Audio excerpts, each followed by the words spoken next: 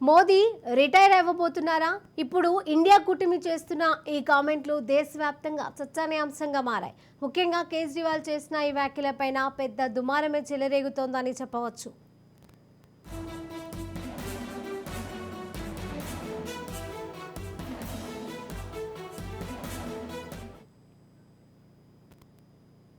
అమిత్ షాను ప్రధానమంత్రిని చేయడమే లక్ష్యంగా నరేంద్ర మోడీ ఎన్నికల ప్రచారం సాగుతోందని కేజ్రీవాల్ చేసిన కామెంట్లు ప్రతిపక్షాలలోనే కాకుండా బీజేపీ కార్యకర్తల్లో కూడా కలవరం రేపిందని చెప్పవచ్చు.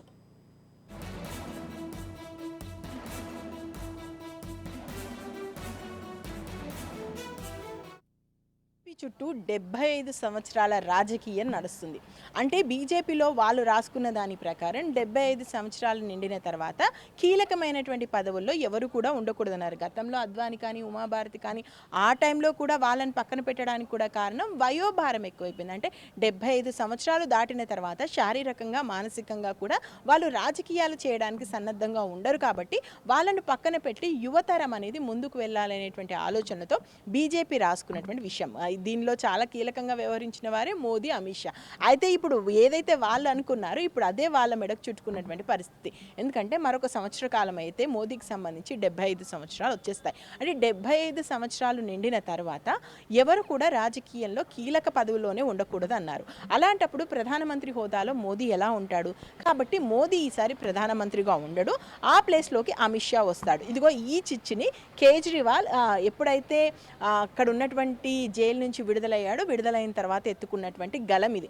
అంటే 75 సంవత్సరాలు నిండిపోతున్నాయి కాబట్టి ఇప్పుడు మోదీ ప్రధానిగా ఉండడు, అమిత్ షా ఉంటాడన్నాడు. సో కేజ్రీవాల్ చేసినటువంటి ఈ వ్యాఖ్యల మీద అమిత్ షాయే రెస్పాండ్ అవ్వాల్సిన పరిస్థితి వచ్చింది. అమిత్ షా దీనికి స్పందిస్తూ ఏమన్నాడంటే, అలా ఏమీ లేదు, ఖచ్చితంగా మాకంటూ మోదీయే ప్రధానిగా ఉంటాడు.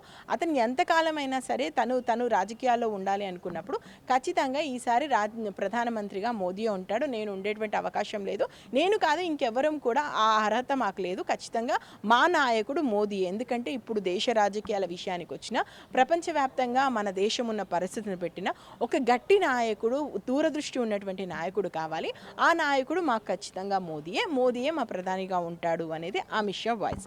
అయితే ఇక్కడ అందరూ కూడా ఈవెన్ బీజేపీలో కూడా ఇంటర్నల్ చర్చ జరుగుతుంది. ఏంటంటే మనము అంటే ఇప్పుడు కాంగ్రెస్కి సంబంధించి కానీ బీఆర్ఎస్ కానీ లేదా వివిధ రాష్ట్రాల్లో ఉన్నటువంటి కుటుంబ పార్టీలు అని చెప్తున్న వాటికి సంబంధించి ఎప్పుడు కుటుంబ పార్టీకి సంబంధించినటువంటి నాయకులు ఉంటారు, వాళ్ళకి సంబంధించినటువంటి వారసులే అక్కడ అధ్యక్షులుగా వస్తుంటారు, వాళ్ళకే పట్టం కడుతుంటారు. ఇదే కదా బీజేపీ చెప్తుంది. మరి ఇప్పుడు బీజేపీ రాసుకున్నటువంటి విషయాల్ని బీజేపీ ఎందుకు పక్కన పెడుతుంది?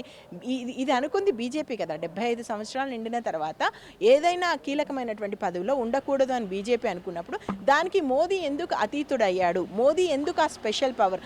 అలాంటి పవర్ ఉండకూడదు, కింది స్థాయి నాయకుడే ప్రధానమంత్రిగా ఎదగలగాలి, అది అవకాశం కేవలం బీజేపీలోనే ఉంటుందనేది బీజేపీకి మాట్లాడేటువంటి విషయం.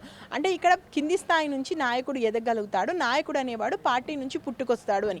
మరి ఎందుకు ఇప్పుడు బీజేపీలో ఇంకో కొత్త నాయకుడు పుట్టుక రాలేకపోతున్నాడు? మరో కొత్త నాయకుడు వచ్చి ప్రధానమంత్రి అయ్యి దేశానికి సంబంధించినటువంటి విషయాల్ని తీసుకోలేడా? చాలా కీలకమైనటువంటి, అంటే మోదీ కన్నా ముందు నుంచి కూడా బీజేపీ పార్టీలో ఉన్న వాళ్ళు కూడా ఇప్పుడు సైలెంట్గా ఉన్నారు. ఈవెన్ ఇప్పుడు కేంద్ర మంత్రులుగా ఉన్నటువంటి రాజ్నాథ్ సింగ్ కానీ నితిన్ గడ్కరీ కానీ వీళ్ళందరూ కూడా చాలా కీలకమైనటువంటి నేతలే. అయినప్పటికీ కూడా వాళ్ళు కూడా సైలెంట్గా ఉంటున్నారు. మా నాయకుడు ప్రధాని మోదీ అంటున్నాడు. ఎందుకంటే ప్రధాని మోదీకి సంబంధించి ఎందుకు ఇంత ఇంపార్టెన్స్ ఇవ్వాల్సినటువంటి అవసరం ఏమొచ్చింది? కొత్త నాయకులు అనేవాళ్ళు బీజేపీకి సంబంధించి ఎందుకు రావట్లేదు? క్రియాశీలకంగా వేరే ఒక నాయకత్వాన్ని ఎందుకు మీరు ఎదగనివ్వట్లేదు? అంటే మోదీ, అమిత్ షా మరొక నాయకుడిని పైకి రాకుండా చూస్తున్నారా? ఇదే విషయానికి సంబంధించి ప్రస్తుతం అయితే చర్చ జరుగుతున్నటువంటి పరిస్థితి. మొత్తానికైతే కేజ్రీవాల్ ఎందుకున్నటువంటి విషయాన్ని మిగిలిన నాయకులు కూడా అందుకున్నారు. ఏవైతే కుటుంబ పార్టీలు అని చెప్తున్నారో వాళ్ళకి సంబంధించి కూడా ఒక్కొక్కరిగా ఇదే ప్రశ్న లేవనెత్తున్నారు. వై మోదీకి మాత్రమే ఈ ప్రత్యేకమైనటువంటి వస్తువు ఎందుకు? అంటే అద్వానీ లాంటి నాయకుడిని కూడా పక్కన పెట్టినప్పుడు మోదీకి మాత్రమే స్పెషల్గా ఎందుకు? ఇది ఖచ్చితంగా కేవలం ఏకీకృతంగా రాజకీయం చేయడమే. మోదీ కానీ అమిత్ షా కానీ వేరొక నాయకుడిని ఎదగనివ్వకుండా వీళ్ళు కూడా ఒక రకంగా రాజకీయమే చేస్తున్నారు. ఏదైతే ఎవరైతే ఇప్పుడు కుటుంబ పార్టీలు అంటున్నారో వాళ్ళు చేస్తున్నటువంటి పనే మోదీ కానీ అమిత్ షా కానీ చేస్తున్నారు. వేరే నాయకులను ఎవరు ముందుకు రానివ్వట్లేదు. అందుకనే కొత్త నాయకత్వం పుట్టుక రాలేకపోతుందని చెప్పేసి అయితే చర్చ జరుగుతుంది. ఖచ్చితంగా ఇది బీజేపీకి సంబంధించి తలనొప్పిగా మారినటువంటి అంశమే. ఎందుకంటే వాళ్ళు పెట్టుకున్నటువంటి విధానాలనే వాళ్ళే వ్యతిరేకించాల్సినటువంటి పరిస్థితి వచ్చింది. మోదీకి మాత్రమే ఈ ప్రత్యేక వెసులుబాటు ఎందుకు అనేటువంటి చర్చ అయితే ప్రస్తుతం జరుగుతుంది. చూడాలి మరి మోదీ ఇంకా మోదీకి సంబంధించి తనైతే ఏం మాట్లాడలేదు. మిగతా బీజేపీ ముఖ్య నాయకులు అయితే మా నాయకుడు ప్రధాని మోదీయే, దీని గురించి ఎవరూ మాట్లాడాల్సిన అవసరం లేదు, ఇది మా అంతర్గత విషయము, మా పార్టీకి సంబంధించి ఎవరు నాయకుడిగా ఉండాలనేది ప్రజలు ఎన్నుకుంటారు, మేము ఎన్నుకుంటాం, మిగిలిన ప్రతిపక్షానికి దీనికి సంబంధించినటువంటి విషయం ఎందుకు, ఇది మా ఇంటర్నల్ మ్యాటర్ అనేది బీజేపీ విషయం. అయితే ఇది మీ ఇంటర్నల్ మ్యాటర్ అయినప్పుడు మిగతా పార్టీలకు సంబంధించి అది వాళ్ళ ఇంటర్నల్ మ్యాటర్ అవుతుంది. అప్పుడు దాని గురించి మీరు ప్రశ్నించినప్పుడు బీజేపీని ప్రశ్నించేటువంటి హక్కు మాకుంది. అండ్ బీజేపీకి సంబంధించి ఎందుకు మోదీకి మాత్రమే ఈ ప్రత్యేకత ఎందుకు అనేటువంటి విషయానికి సంబంధించి అయితే వన్ బై వన్ మాట్లాడుతున్నారు. చూడాలి మరి ఈ విషయం ఎంత దూరం పోతుందో. కేజ్రీవాల్ అయితే ఒక ఆట ఆడుకుంటున్నాడు ఈ విషయాన్ని పదే ప్రస్తావిస్తూ, ఇక మోదీ కాదు ప్రధాని అమిత్ షానే అని చెప్పి ఆయనే డిక్లేర్ చేస్తున్నటువంటి పరిస్థితి. ఇప్పుడు ఏంటంటే వీళ్ళు ఇక్కడ బీజేపీలో ఉన్నటువంటి కీలక నాయకులు వీళ్ళు చెప్పుకోవాల్సి వస్తుంది, లేదురా బాబు మాకు అమిత్ షా కాదు, మాకు ప్రధాని మోదీయే నాయకుడిగా ఉంటాడు. ఈవెన్ అమిత్ షా కూడా ముందుకు వచ్చి లేదు నేను ఉండను, ప్రధానిగా మోదీయే ఉంటాడని చెప్పాల్సినటువంటి పరిస్థితి వచ్చింది. సో పదే కేజ్రీవాల్ ఈ విషయాన్ని ఎత్తుకోవడం, ఆ విషయాన్ని మిగిలిన వాళ్ళు కూడా సపోర్ట్ చేస్తుండడంతో ఇది ఎంతవరకు దారితీస్తుందో అనేటువంటి చర్చ మాత్రం పొలిటికల్ వర్గాల్లో ఆసక్తి రేపుతుంది. Vote studio.